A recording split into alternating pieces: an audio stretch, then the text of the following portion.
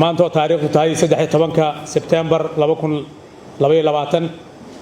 kulanka golaha guud ee baarlamaanka dowlad goboleedka Galmudug kal fadhigiisa shanaad fadhigiisa sagaalaad kooramkiisa oo ku guntamay ama noogu furmay 56 mudane qodobka ay ka doodeen maantay waa dooda wax ka bedelka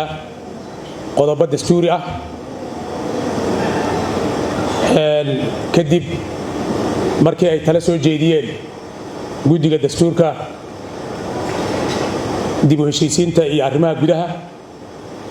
kadibna xildhibaano 29 xildhibaana ay ku soo gudbiyeen mooshin in wax laga bedelo 4 qodob oo kamida qodobada dastuurka oo kala ah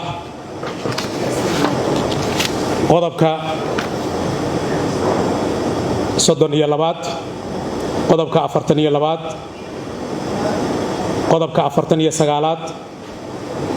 qodobka 54 dood dheer kadib waxaan u qaadaynaa codka kalsoonida xildhibaanada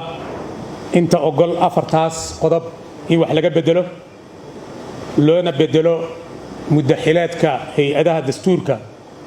ee ahaa markii hore 4 sano loo bedelo 5 sano inta ogol gacanta taag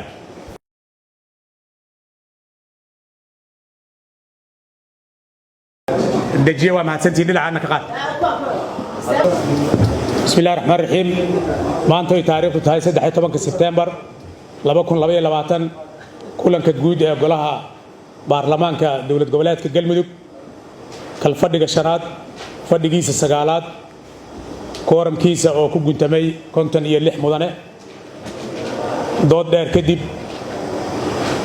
iyo falanqayn wax ka bedel 4 qodob oo kamida qodobada dastuurka kadib markii ajandaha kal fadhiga shanaad ay ku soo dareen guddiga joogtada ayna ansixiyeen golaha guud kadibna loo xil saaray 7 bishii Agoos guddiga dastuurka dib u heshiisiinta iyo arrimaha gudaha inay tala ka soo jeediyaan taladina ay soo jeediyeen 11 bishii Sebtembar 2022 loona soo gudbiyay golaha guud ee baarlamaanka uuna ansixiyay taladii ay soo jeediyeen golaha guud guddigu ay soo jeediyeen 12 Sebtembar 2022 kadibna uu ka dooday baarlamaanku codka kalsoonidana loo qaaday waxaa ogol u codeysay 56 mudane waxaa diiday eber waxaa ka aamusay eber sidaas darteed waxaa isbedel lagu sameeyay 4 qodob ee kala ah qodobka 32aad qodobka 24aad qodobka 49aad qodobka 54aad ee dastuurka dowlad goboleedka Galmudug muddaxileedka hay'adaha dastuuriga